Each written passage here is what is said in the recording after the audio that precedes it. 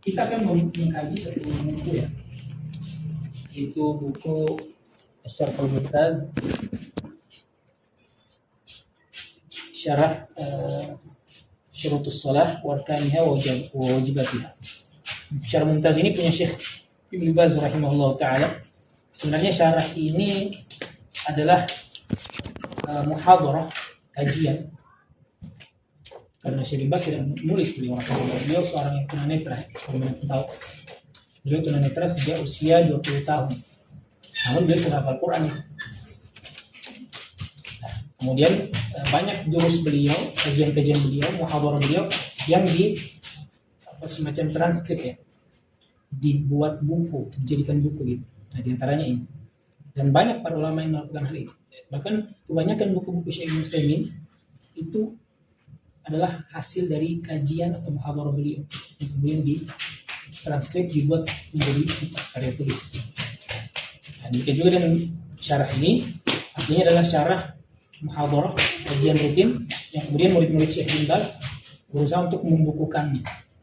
Ketika direkam kan, kemudian didengarkan ulang sembari dicatat kembali dan jadilah sebuah karya tulis.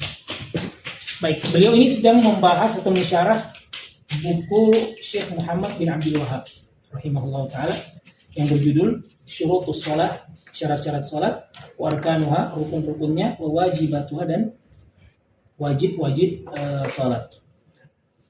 Namun yang perlu saya pahamkan sebelum kita baca buku ini yang pertama bertema tentang apa? Isinya, kontennya tentang fikih. Fikih sholat, yang jelas ini terkait dengan fikih sholat. Baik, berbicara tentang fikih, tentu kita akan dihadapkan dengan yang namanya mazhab ya. Kita akan dihadapkan dengan yang namanya mazhab. Mazhab yang terkenal sampai saat ini, yang tersebar, itu adalah ada empat mazhab. Mazhab Imam Abu Hanifah, mazhab Imam Malik, mazhab Imam Syafi'i, dan mazhab Imam Ahmad. Di Saudi Arabia dulu itu empat mazhab itu masih banyak dianut di masa-masa Khilafah Utsmaniyah. Bahkan ya sempat saya lihat sebagai referensi, itu dulu di sana itu sholat bisa 4 kali. Mazhab Abu Hanifah dulu sholat, baru mazhab Malik, Syafi'i, baru Ahmad. Nah, setelah berdirinya kerajaan Saudi Arabia itu, barulah kemudian mereka menganut satu mazhab, yaitu mazhab Imam Ahmad. Dan diantaranya adalah Syekh Muhammad bin Wahhab yang juga menjadi salah satu ulama yang memperjuangkan berdirinya negara Saudi Arabia, kerajaan Saudi Arabia, bersama dengan Imam Muhammad bin Saud. Dan beliau pun ulama yang memang juga menganut mazhab Hambali. Ayah dan kakeknya juga begitu, ulama-ulama yang menganut mazhab Hambali. Sehingga buku ini tentu adalah hasil karya tulis beliau, tidak lepas dari mazhab Hambali. Sehingga kita secara tidak langsung akan belajar fikih Hambali. Itu yang harus kita pahami dulu. Sehingga aku nggak akan temukan di sini adanya kunut subuh, itu nggak ada. Baik. Jadi kita hati-hati Malik. Jadi kita belajar fikih Hambali. Artinya saya juga secara pribadi ketika menjelaskan buku ini, saya tidak akan keluar dari fikih ini. Saya tidak akan kemudian menyeret atau menyerempet sampai ke mazhab misalnya Imam Syafi'i dan lainnya. Karena kita fokus pada kitab. Nah, kemudian poin kedua yang ingin saya pahamkan juga, bahwa kita harus bedakan dua ruang. Ruang tafakuh dan ruang amal. Ruang dalam mempelajari fikih dan ruang dalam beramal. Ini dua ruang yang berbeda. Jadi jangan dalam benak antum ada orang yang belajar mazhab Syafi'i, berarti dia akan mengamalkan semua isi mazhab Syafi'i. Tidak. Bisa dibedakan dua ruang yang berbeda, ikhwan. Ruang belajar dan ruang beramal itu beda. Boleh jadi seorang ulama belajar telaten dia terhadap fikih mazhab Syafi'i, sangat menguasai, belajar dari dasar, kemudian terus naik sampai buku-buku besar dalam mazhab Syafi'i dia kuasai. Tapi dalam amal beribadah, apakah dia akan praktikkan semua isi fikih mazhab Syafi'i? Tidak. Bahkan Imam Nawawi, seorang ulama yang tidak kita ragukan ya, kesyafi'iannya itu ya, kentalnya syafi'inya beliau itu, bahkan ulama yang salah satu menjadi rujukan utama dalam mazhab Syafi'i, beliau beberapa kali menyelisih mazhab Syafi'i. Di antaranya yang saya ingat ya, itu terkait dengan sholat witir, malam 4 rakaat. Kan dalam mazhab Syafi'i kan mazhab resminya itu enggak boleh dan itu batal sholat kita. Kalau kita tarawih 4 rakaat batal itu. Tapi Imam Nawawi tidak berpendapat demikian. Dia mengatakan zahir hadis Aisyah, hadis Aisyah yang diriwayatkan dalam Sahih Muslim itu, zahirnya itu menunjukkan bahwa Nabi sholat 4 rakaat. Sehingga beliau berpegang pada zahir hadis itu. Beliau menyelisih mazhab Syafi'i.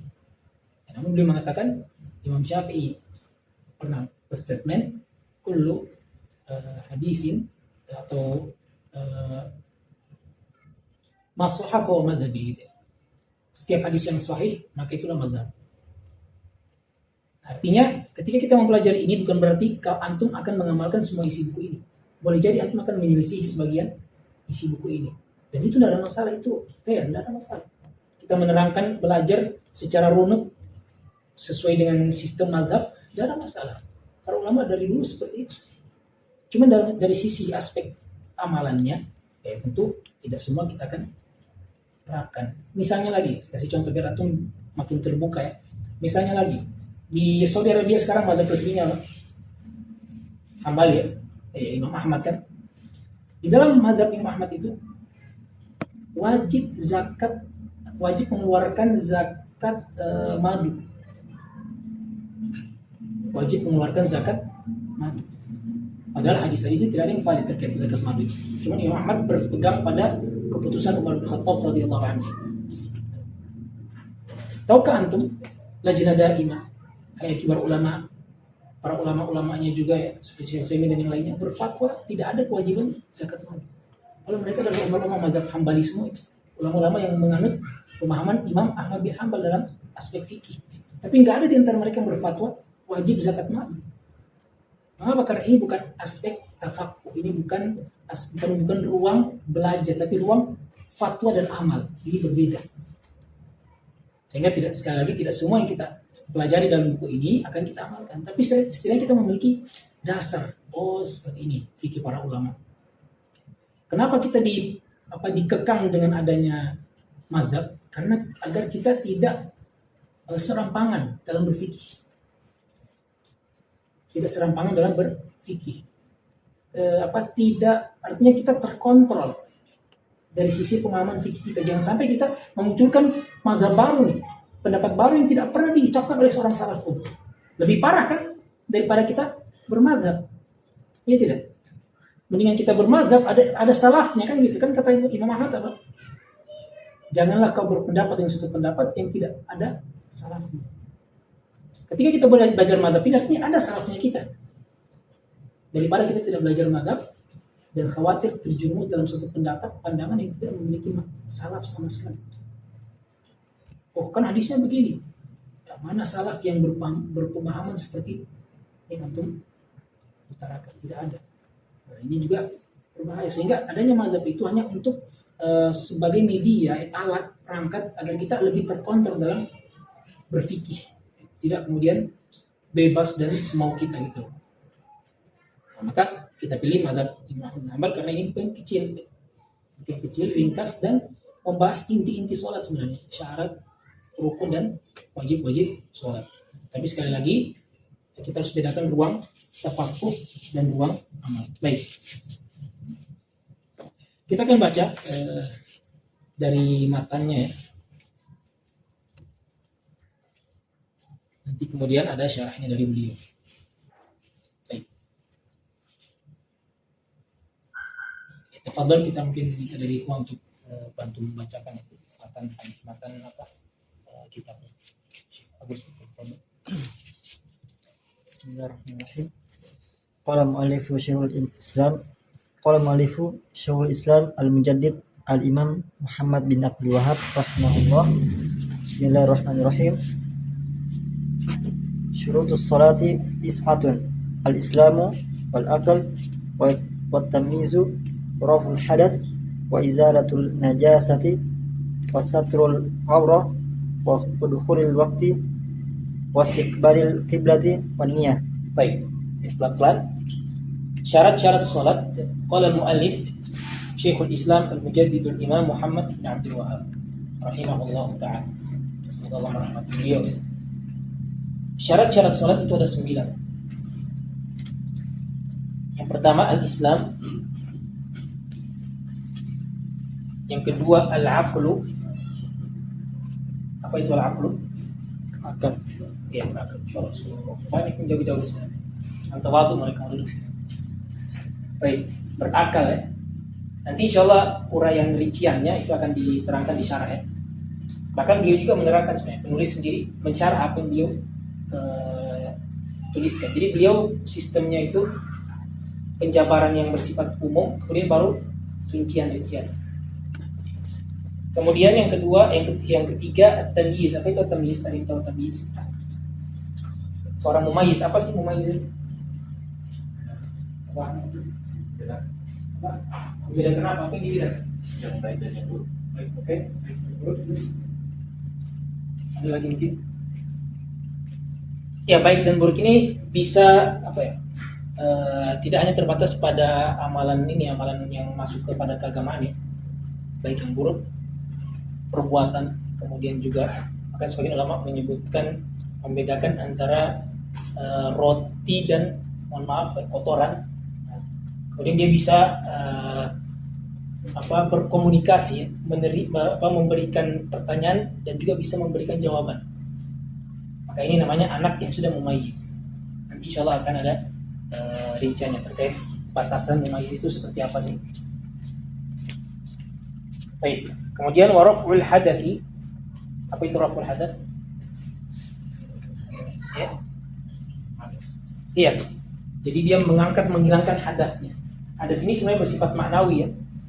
Bersifat maknawi, tidak terlihat, beda dengan najas. Jadi ada raful hadath dan izalatul najas. Kalau najas itu atau najasa itu dia konkret, sesuatu yang bisa dilihat, bisa dirasakan, bisa bisa disentuh dan yang lainnya, bisa terlihat. Tapi kalau hadath tidak. Baik. Wasatrul aurati, afwan, wizalatun najasati. Ini yang keberapa? Mungkin kalau ada yang belum ada yang punya bukunya ya. Kalau belum ada ya nggak apa-apa. Mungkin dicatat aja kalau di antum mungkin dibuat jadikan nomor ya. 1 ini 2 ini biar mudah. Atau kalau bisa dibuat bagan juga bagus. Baik, wa izalatun najasa, menghilangkan najis, kotoran. Wasatrul aurati, kemudian menutup aurat. Apa saja itu aurat, batasan-batasannya nanti akan ada rinciannya insyaallah. Wa dukhulul waqti, masuknya waktu sholat, itu syarat sholat ya. Antum sholat tidak tepat waktu ya nggak bisa, harus masuk waktunya baru bisa sholat. Baik. Kemudian istiqbalul qiblat, menghadap kiblat, ini juga syarat sholat. Baik, an-niyatu, niat. Ya. Baik, syarat sholat itu sebenarnya terbagi menjadi 2 ya. Yang beliau tidak rincikan di sini. Jadi syarat sholat ada syarat wajib, ada syarat sah. Contohnya syarat wajib apa di sini? Ada syarat wajib, ada syarat sah, ada syarat wajib dan sah sekaligus. Syarat wajib misalnya apa? Islam akal tamyiz. Ya, itu syarat wajib itu. Tamyiz. Itu syarat apa? Syarat sah. Bukan syarat wajib ya. Syarat sah. Orang mumayyiz namun dia belum balik, wajib enggak? Enggak wajib sholat, tapi sholatnya sah. Teranggap gitu. Anak 7 tahun, 9 tahun, 10 tahun itu sah sholat mereka meskipun mereka belum balik. Baik. Ada yang sekaligus dia syarat wajib dan syarat sah juga. Seperti Islam itu syarat wajib dan syarat sah itu sekaligus. Baik. Kemudian asyaratul awal, fadl al-ghifari. قال المؤلف رحمه الله تعالى الشرط الأول الإسلام وضده الكفر وضده الكفر والكافر عمله مردود ولو عمل أي عمل والدليل قوله تعالى أعوذ بالله من الشيطان Sudah seperti auzu. ما كان للمشركين أن يعمروا مساجد الله شاهدين على أنفسهم بالكفر أولئك حبطت أعمالهم وفي النار هم خالدون وقوله تعالى وقدمنا إلى ما عملوا من عمل فجعلناه هباء منثورا هباء منثورا. Baik. Syarat pertama, disinilah kemudian dia memulai menguraikan ya, menjabarkan syarat demi syarat, syarat per syarat. Syarat pertama Islam, wadidduhul kufru, lawannya itu adalah kekafiran. Wal kafiru amaluhu mardudun walau amila ayya amal, dan orang kafir itu amalannya akan tertolak, tidak diterima oleh Allah Subhanahu wa taala meskipun dia beramal sebanyak apapun. Wad dalilu qauluhu ta'ala ma kana lil musyrikina, tidak pantas seorang musyrik itu ya ayya'muru masajidallah, memakmurkan masjid-masjid Allah, syahidina ala anfusihim bil kufur, padahal mereka bersaksi menyaksikan bahwa diri mereka itu adalah di atas kekufuran. Ulaika habitat a'maluhum wa fin nari hum khalidun, mereka lah orang-orang yang lenyap amalannya, wa fin nari hum khalidun, dan mereka kekal di dalam neraka. Wa qauluhu ta'ala wa qadimna ila ma 'amilu min 'amal faj'alnahu haba'an manthura. Kemudian kami tampakkan kepada mereka apa yang telah mereka lakukan. Faj'alnahu, kami pun menjadikan amalan-amalan mereka itu adalah haba'an manthura, debu-debu yang berterbangan, artinya tidak berguna sama sekali. Maka orang kafir, jangan heran dengan orang kafir yang begitu baik misalnya, bersedekah luar biasa. Ada orang banyak berbuat baik kepada orang yang sangat menyantuni anak yatim. Banyak orang kafir seperti itu. Tapi itu nggak akan berfungsi, nggak akan berguna sama sekali di sisi Allah Subhanahu wa Ta'ala. Makanya pernah ditanyakan kepada Nabi SAW tentang Ibnu Juda'an. Ibnu Juda'an ini seorang sosok ya, di kota Mekah, sosok yang sangat dermawan, banyak menyantuni orang-orang fakir dan miskin. Kata Aisyah kepada Nabi, wahai Rasulullah, bagaimana keadaan Ibnu Juda'an nanti? Kata Nabi SAW, la yanfa'uhu dzalik, tidak akan bermanfaat baginya apa yang telah dia lakukan, karena dia tidak beriman kepada Allah tentunya, dan dia tidak pernah berdoa kepada Allah sekalipun ya Allah ampunilah dosaku nanti di hari akhirat. Kalau dia orang kafir maka tidak berpikir adanya hari akhirat kan. Orang musyrik kan seperti itu, mereka orang tidak percaya dengan hari kebangkitan.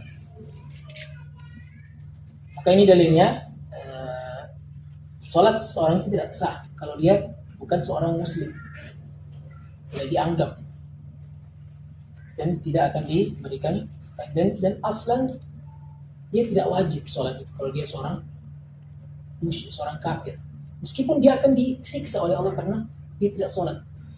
Ya, makanya di antara tema yang diperbincangkan oleh para ulama usul fikih, apakah orang-orang kafir itu mukhatabuna bi furu'is syariah? Apakah mereka itu juga dibebani dengan amalan-amalan yang bukan bagian dari tauhid, artinya perbuatan amaliyah, fikih, semacam sholat, zakat, sedekah, puasa, apakah mereka juga kena kewajiban itu? Nah, ini ada dua pendapat. Namun pendapat yang dikuatkan oleh sebagian ulama, mereka juga kena kewajiban itu. Jadi bukan cuma kewajiban untuk bertauhid saja mereka. Bertauhid jelas, berislam jelas, mereka harus bertauhid kepada Allah Subhanahu. Tapi ada juga kewajiban selain itu, yaitu sholat dan kewajiban-kewajiban lain. Makanya mereka akan disiksa oleh Allah ketika mereka tidak sholat, akan disiksa karena mereka tidak sholat, bukan karena mereka juga tidak beriman. Mereka jelas akan disiksa karena mereka tidak masuk Islam, tidak bertauhid, mereka akan disiksa oleh Allah. Tapi mereka juga akan disiksa karena mereka tidak sholat. Nah, ayatnya jelas ya di dalam Al-Quran ketika ditanyakan masalakakum fi saqar, apa yang menjadikan kalian tidak masuk ke neraka saqar? Qalu lam nakum minal musallin, kata mereka kami tidak termasuk orang-orang yang sholat. Walam nakun nut'imul miskin, kami juga tidak termasuk orang-orang yang memberi makan fakir miskin. Ini kan bukan inti tauhid, memberi makan fakir miskin. tapi disiksa oleh Allah Subhanahu wa taala karena mereka tidak melakukan kewajiban-kewajiban yang semestinya mereka lakukan. Baik. Asyaratu tsani, syarat yang kedua. Apa? الصالح العقل والشبه والجنون والمجنون مرفوع عنه القلم حتى يفيق والدليل الحديث رفع القلم عن ثلاث النائم حتى يستفيق والمجنون حتى يستيقظ والمجنون حتى يفيق والصغير حتى يبلغ. Baik. Kemudian syarat yang dua ya. Al-aqlu.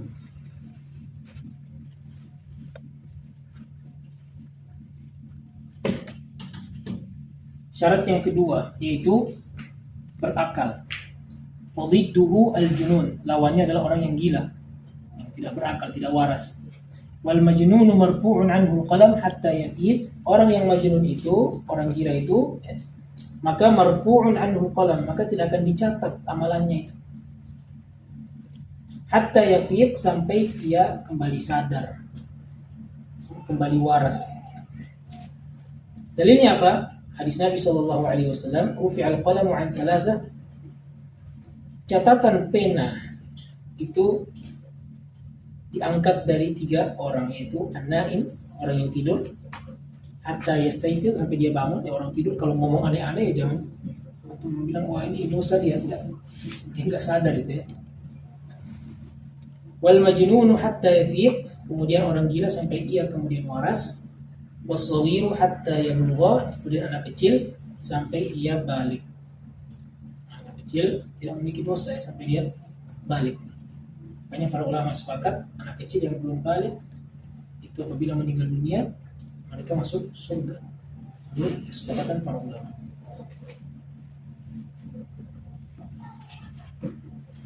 Baik, as-salis.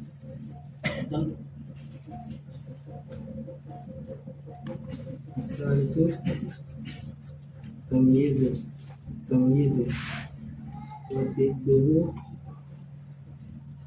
وضده صغار وضده 7 سنين ثم يؤمر بالصلاة لقوله مروا أبناءكم بالصلاة للسبع واضربوهم عليها لأشر وفرقوا بينهم في مضاجع. Baik. Syarat yang ketiga apa? Syarat yang ketiga adalah tamyiz, wadidduhu sighar. Tamyiz lawannya adalah kecil atau anak kecil. Wahadduhu, batasannya kata beliau 7 sinin, 7 tahun. Nah, jadi sebelum 7 tahun anak-anak itu kalau dia melakukan sebuah ibadah itu tidak sah ibadah. Sama seperti orang yang kalau misalnya sholat tidak wudhu, nggak sah wudhu, nggak sah sholatnya. Yang juga anak kecil usia 4 tahun, 5 tahun, 6 tahun, kalau mereka sholat itu nggak dianggap sholatnya, nggak dianggap sholatnya. Kata beliau batasannya adalah 7 tahun. Kemudian diperintah untuk mendirikan sholat sebagaimana sabda Nabi SAW, muru abna'akum bis-sholati li sab'in, perintahkanlah anak-anak kalian sholat pada usia 7 tahun, wadribuhum 'alaiha li 'ashrin, dan pukullah mereka untuk atau agar melakukan sholat pada usia 10 tahun, wafarriqu bainahum fil madaji', ini tidak termasuk dari bagian ini ya. Bedakanlah atau pisahkanlah mereka dalam tempat tidur. Baik, asyartur rabi', lanjut. Asyartur rabi' raf'ul hadathi wa huwa al-wudu'ul ma'ruf wa mujibul hadathi. Syurutuhu asyaratun al-islam wal aqlu wat tamyizu wan niyyah wastishabu hukmiha bi alla yanwiya qat'aha hatta tatimat taharah dan qita'u mujib istinja'un aw istijmarun qablahu wa tuhuriyatu ma'in wa ibahatuhu wa izalatu ma yamna'u usulahu ila yamna'u usulahu ilal basharati wa dukhulu waqtin ala man hadatsuhu daimun li fardhihi. Baik. Amma furudu Wa amma furuduhu sittatun rasul wajhi wa minhu al-madmadatu wal istinshaq wa hadduhu tulan min manabitin sya'ru qasmi ila daqan warqan ila furu'il udunaini wa basul yadaini ilal mirfaqaini wa mashul jami'ir ra'si wa minhul udunani wa busrur rijlaini ilal ka'baini wa tartibu wal muwalah. Wa dalilu qawluhu ta'ala ya ayyuhalladzina amanu idza qumtum ila sholati faghsilu wujuhakum wa aydiyakum ilal marafiqi wamsahu bi ru'usikum wa arjulakum ilal ka'bayn. Wa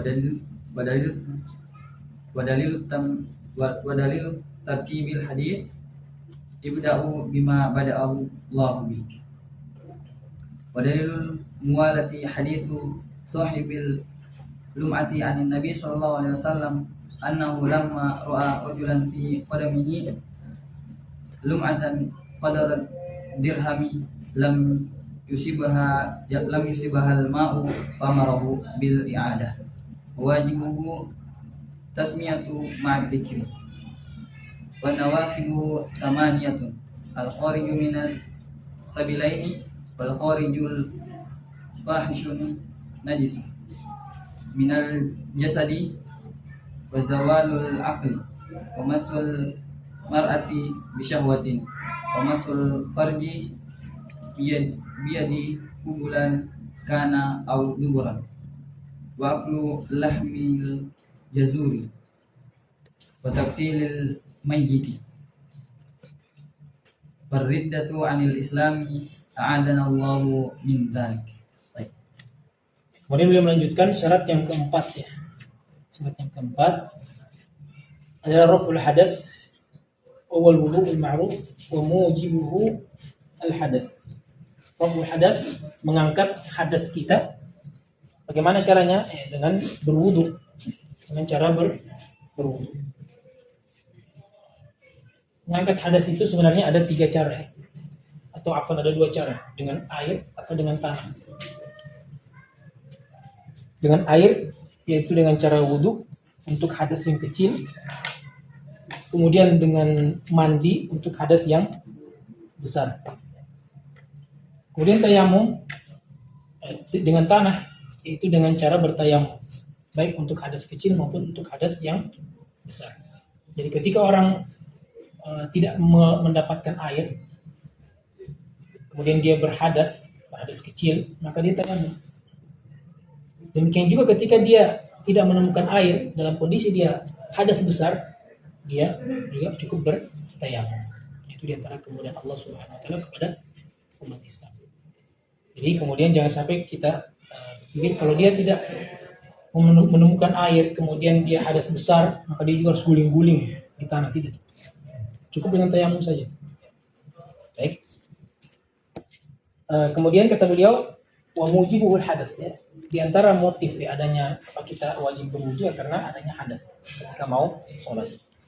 Baik, wa syurutuhu 10. Nah, di sini kemudian penulis merincikan syarat rukun dari wudu itu sendiri. Kata beliau wa syurutuhu 10. Dan syarat wudu ada 10. Nah, ini belum selesai syarat apa? Beliau sudah masuk ke syarat wudu karena memang terdesak ya. Nggak bisa kemudian beliau akan lewatkan lagi tuh terkait dengan wudu ini. Meskipun beliau belum selesaikan terkait dengan syarat-syarat penjelasan syarat-syarat yang tadi itu sholat. Nah, namun karena syarat-syarat wudu ini juga penting untuk diterangkan, maka beliau terangkan. Baik, kata beliau syarat-syarat wudu ada berapa? 10. Yang pertama Islam, yang kedua akal, yang ketiga tamyiz, kemudian ada niat. Ini penting ya, setiap amalan itu untuk kepada niat, setiap ibadah untuk kepada niat. Kemudian istishabu hukmiha. Kemudian apa? Istishab hukum niat. Apa maksud istishab itu? Istishab itu tetap menjaga hukum perbuatan itu. Menjaga hukum niat tersebut. Ketika seorang sudah berniat, maka dia terus jaga niatnya itu. Bihaitsu atau bi alla yanwi qat'aha. Di mana dia tidak meniatkan untuk memutus niatnya. Kalau dia niatkan memutus niat, berarti tidak sah. Baik, sehingga niat di awal itu harus terus terjaga selama ibadah. Bukan bedakan yang antara terus terjaga dan harus terus teringat, tidak. Niat itu tidak harus terus teringat, tidak harus terus terbayang dalam pikiran kita ketika kita beribadah, tidak. Itu bukan kewajiban. Yang menjadi wajib adalah terus terjaganya niat itu. Bisa dibedakan ya, antara terus teringat terkait tentang niat itu dan terus menjaga niatnya. Ini dua hal yang berbeda. Yang diharuskan adalah terus menjaga niatnya, bukan terus mengingat niatnya. Nah, itu beda. Niat itu diingat cukup di awal saja. Nah, ketika itu proses ibadah, maka yang diharuskan adalah menjaga niat tersebut. Nah, ini maksud dari istishabu hukmiha. Baik. Wanqita'u mujib. Dan di antara syarat-syarat wudu, ketika memang motifnya sudah munqati, terputus. Wanqita'u mujibin wastinja'un aw istijma'un qablahu. Kemudian syaratnya juga harus ada istinja dulu kalau dia sedang kalau dia habis membuang hajat, atau istijmar. Istijmar itu menggunakan batu ya. Qablahu yaitu qablal wudu. Sebelum wudu, orang habis buang air kecil, sah enggak ketika dia mau wudu tanpa istinja? Tidak sah ya. Dia harus istinja dulu. Kalau tidak ketemu air ya maka menggunakan batu. Baru setelah itu dia berwudu, sah wudunya. Wa ibahatuhu. Kemudian di antara syaratnya juga, ini dalam mazhab Hambali ya tentunya, ibahatuhu, ketika wudu itu diperbolehkan. Nah, ini akan ada pembahasannya terkait dengan orang yang mustahadah dan yang semisalnya, salasul baul. Karena begini, baiklah nanti akan dibahas ketika syarahnya Syekh saja. Mungkin saya dapat jelaskan secara global saja. Nanti rinciannya ada di penjelasan Syekh bin Baz. Baik. Wa izalatu ma yamna'u usulahu ila al-basharah. Kemudian menghilangkan segala hal yang bisa menghalangi masuknya air ke mana? Ke kulit. Sampainya air ke kulit. Jadi air itu harus merata kena kulit.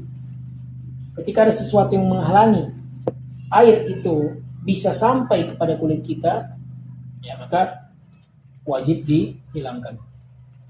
Wa dukhul waqtin ala man hadatsuhu daimun li fardhihi. Dan dukhul waqt ini masuknya waktu di antara syarat wudu, masuknya waktu bagi orang yang hadasnya itu terus menerus seperti mustahadah. Kalau ibahah tadi afwan itu bukan terkait mustahadah ya, ibahah itu terkait dengan orang yang bertayamum. Baik. Jadi ada kaitannya nanti dengan tayamum. Baik, kemudian furuduhu sittah. Atau amma furuduhu fasittah. Adapun kewajiban atau fardu, rukun-rukun wudu itu ada sittah. Yang pertama ghuslul wajah. Membasuh wajah. Ghuslun itu harus kita bedakan dengan mashun ya. Kalau ghuslun itu air harus mengalir. Saya nggak tahu dalam bahasa Indonesia apakah membasuh itu artinya air itu sampai mengalir atau tidak. Ya gimana yang jago-jago bahasa Indonesia. Intinya dalam bahasa Arab ghuslun itu dalam Al-Quran kan disebut faghsilu wujuhakum. Diminta untuk mencuci wajah. Yang namanya mencuci wajah itu mencuci ghusl dalam bahasa Arab, air harus mengalir. Sehingga kalau antum pakai semprotan itu wudu sekali, kemudian antum ginikan airnya itu enggak sah itu, karena itu enggak mengalir. Dan itu banyak dilakukan oleh jamaah umroh, jamaah haji. Kalau sudah di dalam masjid, buang angin, mau keluar lagi cari tempat duduk jauh, kan gitu. Akhirnya mereka bawa semprotan itu. Nah, sebenarnya solusinya gampang ya. Sebagian pakar mengatakan bisa disemprot terus menerus sampai airnya mengalir. Jangan cuma sekali. Kalau sekali itu bukan ghuslun. Jadi harus terus menerus agar air itu mengalir. Nah. Baik, kemudian wa minhul madmadatu wal istinsyaq. Dan di antara atau dari bagian ghuslul wajah adalah berkumur dan beristinsyaq. Nah, ini dalam mazhab Hambali ya. Wajib berkumur dan wajib istinsyaq. Baik. Wa hadduhu tulan. Nah, ini beliau kemudian mendefinisikan atau memberikan batasan wajah itu seperti apa sih? Batasannya yang pertama tulan, atas ke bawah, itu dari mana? Mimmana biti sya'ri ra's, dari awal mula tumbuhnya rambut. Mana batasannya? Yang pertama sini. Antum lihat di mana awal mula rambut antum tumbuh, disitulah mulai wajah. Tentunya ini bagi orang yang normal ya. Karena sebagian orang di sini. Nah, maka itu udah mu'tabar itu ya. Antum lihat para profesor itu. Agak ke belakang itu tumbuh rambutnya. Nah, itu enggak mu'tabar, itu enggak dianggap yang normal ya. Nah, baik, kemudian sampai ke bawah kata beliau ila dzaqan, sampai di sini. Semacam dagu ini ya. Nah, itu batasan wajah. Kalau dari atas ke bawah. Baik, dari samping ke samping, kanan ke kiri. Wa 'ardan ila furu'i udhunain, dari wa 'ardan ila furu'i al-udhunain, dari ujung lidah, ujung telinga sini. Cuping namanya ini. Nah, baik, dari sini ke sini itu semuanya bagian wajah. Jadi harus tersentuh atau tercuci air, terbasuh. Baik. Kemudian telinga gimana? Kena nggak telinga? Masuk bagian wajah tidak? Tidak. Telinga nanti masuk bagian kepala. Makanya beliau akan sebutkan ini. Wa ghuslul yadaini ilal mirfaqain. Nah, ini kemudian rukun yang berikutnya. Setelah membasuh wajah, kemudian rukun yang berikutnya apa? Wa ghuslul yadaini ilal mirfaqain, ya, mencuci kedua tangan sampai dengan siku. Baik, ada 2 poin di sini yang perlu kita pahami. Mencuci tangan, sebagian kita kalau berwudu itu, karena di awal dia sudah cuci tangannya, ya kan? Cuci tangan pertama itu sunnah. Harus kita perhatikan ya. Cuci tangan pertama itu sunnah. Dimulai dari rukunnya kapan? Ketika kita membasuh wajah. Nah, ketika kita mau cuci tangan lagi, kita langsung ambil gayung, cuman disiram, tidak dikenakan semua tangannya, cuman siram sini, baru dia ke atas. Jadi dia fokus pada lengan sampai siku. Mengapa? Karena beranggapan bahwa ini sudah tercuci di awal. Ini 2 hal yang berbeda. Yang di awal itu sunnah hukumnya. Antum nggak lakukan nggak ada masalah. Tapi yang ini wajib, rukun bahkan yang nggak sah itu antum. Kalau antum nggak cuci lagi tangan antum pada tahapan yang kedua setelah membasuh wajah. Kemudian yang kedua, apakah siku ini masuk atau tidak? Siku ini masuk ya. Jadi dia harus kena, melewati siku. Jadi siku itu kena. Jangan sampai ke siku, bukan berarti dia pas betul sekali sini, sebelum siku sini. Tidak juga. Siku itu masuk. Ya. Siku itu masuk, ini terkait dengan pembahasan dalam bahasa Arab ya. Ila di situ apakah memasukkan yang setelahnya atau tidak gitu. Kan situ apa ila kan? Wa ghuslul yadain ila al-mirfaqain. Ada kajian hukum ila itu. Nah, itu luar biasanya para ulama ya. Mereka kaji itu ila itu. Apakah ila itu memasukkan kata setelahnya ataukah tidak? Sebagian ulama bahasa merincikan. Kalau yang sebelum ila, kalau yang setelah ila itu bagian dari yang sebelum ila, maka yang setelahnya itu masuk ke yang sebelumnya. Paham? Kalau yang setelah ila itu bagian dari yang sebelum ila, maka yang setelah ila itu masuk pada sebelum ila. Tapi kalau dia bukan bagian dari ila, bukan bagian dari yang sebelumnya, maka tidak masuk hukumnya. Contohnya tangan. Ya, ini kan tangan semua nih namanya, ya kan? Maka dia masuk di sini. Siku itu bagian dari tangan juga sebenarnya.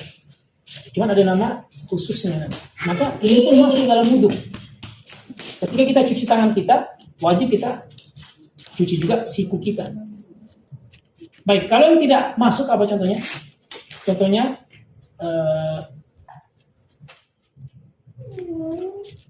ketika kita puasa.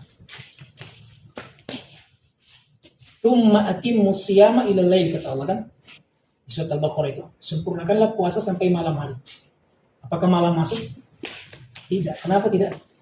Karena malam bukan bagian dari siang. Jadi yang setelah itu tidak bagian dari, bukan bagian dari yang sebelumnya, sehingga tidak masuk hukumnya.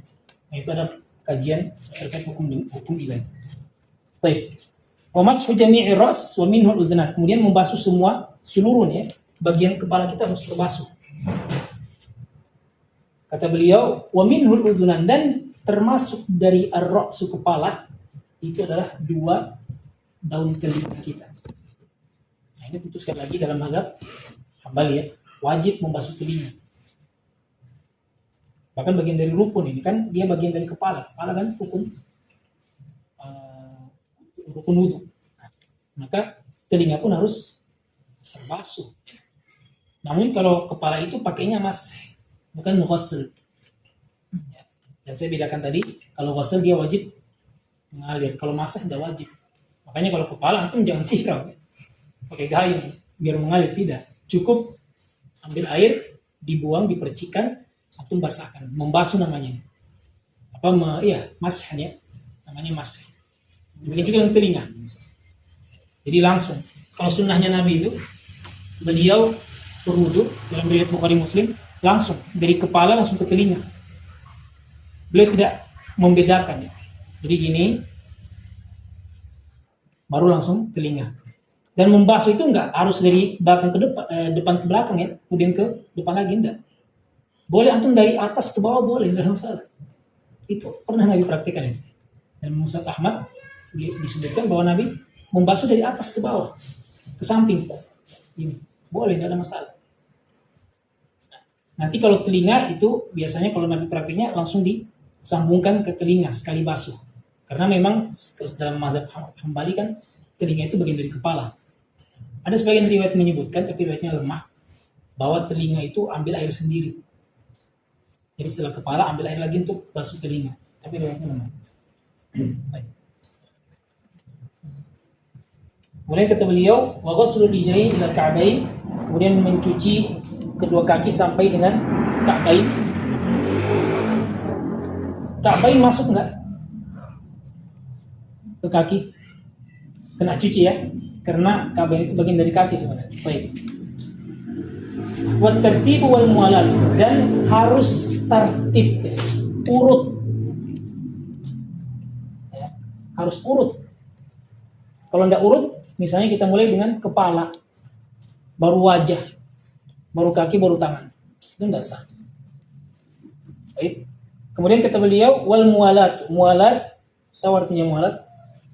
Muwalat itu jangan sampai ketika kita sudah mencuci salah satu anggota wudu, kemudian kita biarkan sampai kering, baru kita cuci yang berikutnya. Itu namanya tidak muwalat itu.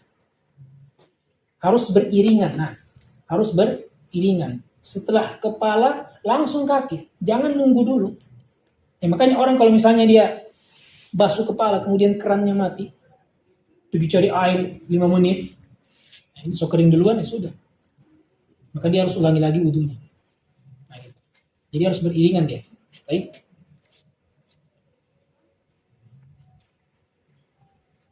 Dalilnya firman Allah Subhanahu wa taala, ya ayyuhalladzina amanu idza qumtum ilas salati faghsilu wujuhakum wa aydiyakum ilal marafiqi wamsahu bi ru'usikum wa arjulakum ilal ka'bayn. Wahai orang yang beriman, idza qumtum ilas salati, apabila kalian hendak mendirikan salat, maka cucilah wajah-wajah kalian, kedua tangan kalian sampai dengan siku-siku kalian, dan masahlah atau basuhlah kepala kalian, dan cuci juga kedua kaki kalian sampai dengan mata kaki kalian. Nah, itu.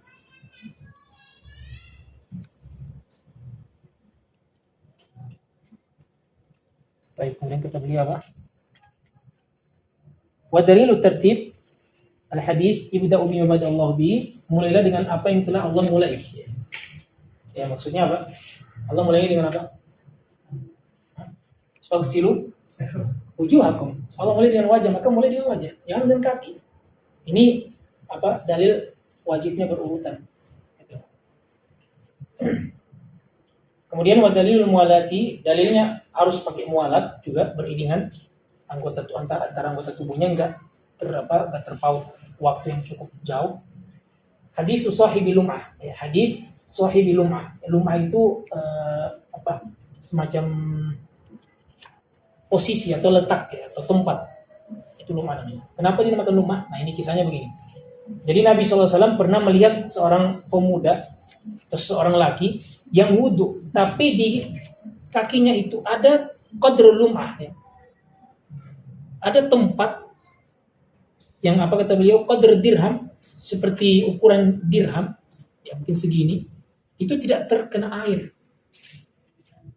Maka apa kata Nabi, fa'amarahu bil i'adah, kata sahabatnya, fa'amarahu bil i'adah, maka Nabi minta orang itu untuk mengulang wudhu. Nah, ini menunjukkan tidak sah wudhu orang yang tidak bermualat ya, tidak bermualat. Nah, kata mereka apa? Karena mualat itu harus terkena semua dan harus basah. Untuk beriringan itu kan agar anggota tubuh itu tetap basah, dia harus beriringan. Nggak bisa kita kemudian biarkan dia seperti itu sampai kering. Kalau sudah kering berarti yang berikutnya nggak boleh kita lakukan. Kita ulang dulu yang ini baru kita lakukan yang berikutnya gitu. Nah. Baik, kemudian kata beliau wa wajibu tasmiyatu ma'adzikr, dan wajib wudu itu adalah membaca basmalah ma'adzikri ketika ingat. Artinya ketika tidak ingat, lupa, maka dimaafkan. Jadi baik, wa nawaqibuhu thamani. Apa perbedaan wajib sama Abi, cepat. Kerjanya cepat ya. Cepat ya, Abi, cepat ya. Ya, cepat ya. Apa perbedaan antara wajib dengan furud? Rukun. Kalau rukun itu ya nggak ada toleransi, nggak dilakukan ya nggak sah. Ya, cepat Kalau ya, wajib dia dilakukan harus, tapi kalau lupa dimaafkan. Makanya kata beliau, wa wajibuhu at-tasmiyatu ma'a az-zikri, ketika ingat. Nah, itu artinya ma'a zikri. Ketika dia ingat maka dia baca basmalah. Kalau tidak ya sudah dimaafkan. Baik, wa nawaqibuhu samaniyatun, pembatal wudu ada 8. Yang pertama al-khariju minas sabilain, sesuatu yang keluar dari 2 jalur, yaitu kubul dan dubur, banyak ataupun sedikit semuanya membatalkan. Baik. Suci atau najis semuanya membatalkan. Baik. Karena kayak air mani itu suci menurut mazhab Hambali ya. Sehingga saya menurut mazhab Hambali itu suci. Namun tetap batal juga wudu kalau keluar. Bahkan dia wajib mandi. Baik. Wal khariju al fahishu an najisu minal jasad. Nah, ini beliau membagi menjadi 2. Jadi yang keluar dari tubuh itu ada 2 macam. Ada yang keluar dari 2 jalur, kubul dan dubur, maka ini mutlak membatalkan wudu tanpa ada rincian. Tapi kalau yang keluar dari selain 2 jalur, gimana? Misalnya mungkin ada orang yang keluar dari tubuhnya, dari perutnya misalnya. Ada sesuatu yang keluar, mungkin dia sakit atau apa, maka dia keluar dari perutnya. Nah, maka dalam kasus ini dilihat yang keluar itu, atau misalnya tersabit atau terbelah perutnya. Nah, maka ada yang keluar, dilihat yang keluar ini apa? Kalau dia banyak dan yang keluar itu najis, maka membatalkan wudu. Banyak dan najis seperti darah. Darah itu najis. Baik. Dan kalau dia keluar dalam jumlah yang banyak, maka itu membatalkan wudu. Maka kalau dia keluar dari selain 2 jalur, ini ada rincian. Baik. Kemudian yang berikutnya yang bisa membatalkan wudu, wa zawalul aqli, hilangnya akal. Masul mar'ati bisyahwatin, kemudian menyentuh wanita dengan syahwat. Ya, ada catatan dengan syahwat, tidak secara mutlak. Ini mazhab Imam Ahmad. Ya, tentu terkait dengan menyentuh wanita apakah membatalkan wudhu atau tidak, itu memang ada silang pendapat. Tapi yang dipilih oleh beliau mengambil jalur tengah. Apabila dengan syahwat, ya maka batal. Wa massul farji bil yad, menyentuh kemaluan menggunakan tangan. Qubulan kana au dubur, kubur atau dubur sama. Dalam mazhab Hambali kena semua itu, baik kubul maupun dubur. Insyaallah dari rincian-rinciannya nanti kalau disyarah. Wa aklu lahmil jazuri, makan daging unta. Nah, ini juga diantara pendapat Imam Ahmad yang tidak disepakati 3 mazhab. Jadi Imam Ahmad satu-satunya ulama yang berpendapat dari 3 mazhab ya, dari 4 mazhab ya, satu-satunya ulama yang berpendapat bahwa memakan daging unta itu membatalkan wudhu. Kata beliau ada 2 hadis yang sahih dari Nabi SAW. Meskipun 3 mazhab tidak membatalkan wudhu. Baik, wa taghsilil mayyit, memandikan mayat, ini juga membatalkan wudhu. Wa riddatu 'anil Islam, a'adhanallahu min dzalik, dan riddah yaitu keluar murtad dari Islam.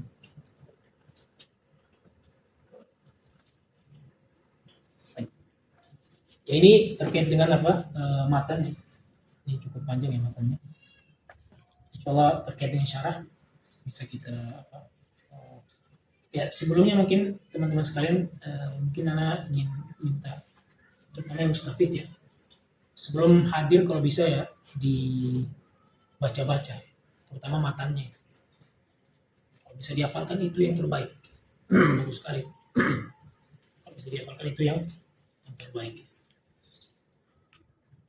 Tapi kalau tidak ya sudah dibaca-baca, setidaknya antum baca 20 kali, 50 kali kalau ada waktu. Sehingga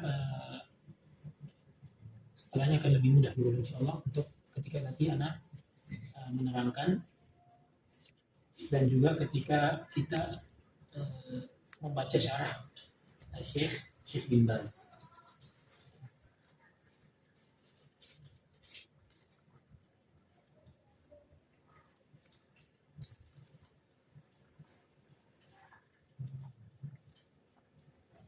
Baik, satu poin insyaallah sebelum Ana tutup terkait dengan syarat. Di syarah Syekh bin Baz ya, Ana rangkum saja. Di syarah Syekh bin Baz disebutkan apa itu syarat.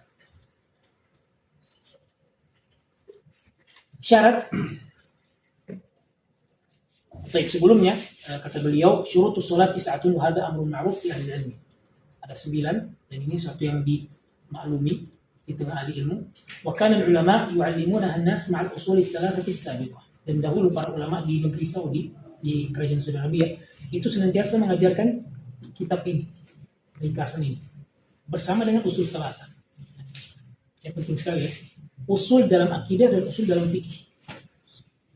Nah, itu harus betul-betul terus diulang-ulang. Yang pernah bosan itu ulang-ulang usul salasa sama kitab seperti ini. Usul fikih, usul dalam ilmu fikih, bukan usul fikih sebagai sebuah ini ya, disiplin ilmu tidak, tapi yang menjadi fondasi dalam ilmu fikih, ya, terutama sholat itu rukun, syarat-syarat dan kewajiban-kewajiban. Ini fondasi. Kalau usul salasa jelas fondasi dalam ilmu akidah, fondasi kita. Maka harus sering-sering diulang, jangan pernah bosan. Kitab Tauhid, kalau bagi yang bisa baca Kitab Tauhid, meskipun terjemahan ulang-ulang. Ya, kita harapkan kita betul-betul jadi seakan lisan kita itu masya Allah ya, kayak kalau nyebut nama kita itu sudah lancar sekali gitu, jadi nggak perlu pikir lagi. Begitu juga dengan kitab ini, kata beliau sering dibaca dan diajarkan di masjid-masjid. Yu'allimuna hal jamaah fil masajid hatta yatafaqahu fi usuli dinihim. Ya, para ulama yang mengajarkan jamaah-jamaahnya di masjid mereka agar mereka bisa betul-betul memahami fondasi-fondasi agama. Fi sifatis shalah, sifat salat, rukun-rukun salat, wajib-wajib salat. Karena kullu muslimin muhtajun ila, karena setiap muslim butuh pada itu. Makanya jangan sampai kita kemudian nol dalam hal fikih salat. Gimana mungkin kita mau menjadi hamba Allah yang soleh, yang baik, sedangkan kita tidak paham bagaimana fikih salat, bagaimana kita melaksanakan salat sebagaimana yang Allah inginkan. Bukan sebagaimana yang kita inginkan, sebagaimana yang Allah inginkan. Kemudian kata beliau, syarat, apa itu syarat? definisinya kata beliau walladzi yalzamu wujuduhu wa yantafi al-masyrutu 'inda intifaihi. La yalzamu min wujudihi wujud lakin yalzamu min 'adamihi al-'adam. Nah, ini perlu untuk dipahami ya. Syarat itu apa sih? Syarat itu kalau tidak ada maka masyrutnya perbuatan yang perbuatan yang dijadikan sebagai syarat kalau tidak ada, sebentar, ada dua hal sini yang perlu kita pahami ya. Syarat dan masyrut. Syarat itu ya syaratnya. Kalau masyrut itu perbuatannya. Kayak sholat misalnya. Kalau syarat tidak ada, apakah masyrut ini sah? Ibadahnya sah. Nah, anggap sih masyrut itu adalah ibadahnya. Kalau syarat tidak ada, maka masyrut ibadahnya tidak sah, kan gitu. Tapi kalau syaratnya ada, apakah harus masyrutnya ada, ibadahnya ada? Tidak harus. Dipahami ini dua hal yang berbeda. Kalau syarat tidak ada, maka masyrut atau ibadahnya itu nggak akan sah. Nggak ada wudu, sah tidak sholatnya? Ya kan? Nggak bisa. Belum masuk waktu sholat, sah tidak sholatnya? Tidak menghadap kiblat, dalam kondisi dia tidak di atas kendaraan misalnya, dia harus menghadap kiblat. Baik, jadi kalau tidak menghadap kiblat, maka ibadahnya, masyrutnya ini tidak teranggap.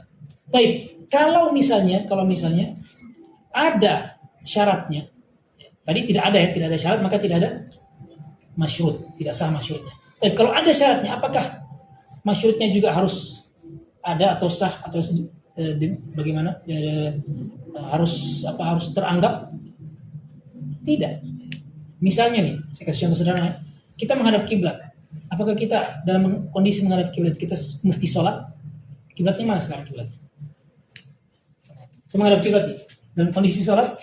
Tidak kan? Berarti tidak selamanya ketika ada syarat berarti masyrut ibadah juga harus ada, tidak. Paham? Karena boleh jadi saya menghadap kiblat bukan dalam rangka ibadah, bukan dalam rangka sholat.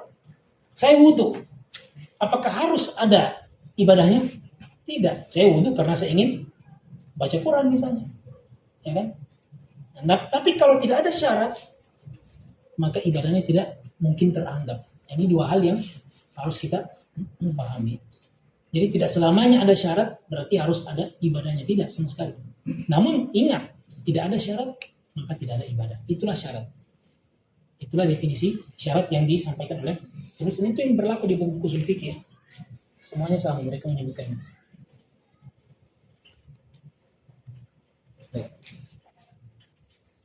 Nah, kata beliau, "Fama ta'udima syartu 'udimal masyrut." Fama ta'udima syartu 'udimal masyrut. Tidak ada syarat maka tidak sah ibadah. Baik. Lakin la yalzam min wujudihi al-wujud. Baik, hatta tastakmil asy-syurut kulluha ma'al wajibat ma'al fara'id. Hadhihi syurut la budda minha fi shalat fi at-tayyib. Jadi rangkumannya apa? Bahwa syarat itu harus ada agar ibadah itu sah. Syarat itu tidak dianggap, ibadah itu tidak dianggap sah kalau tidak ada syaratnya. Baik. Tapi apakah syarat itu, apakah ibadah itu mesti ada ketika ada syaratnya? Tidak mesti ada. Tidak selamanya ada.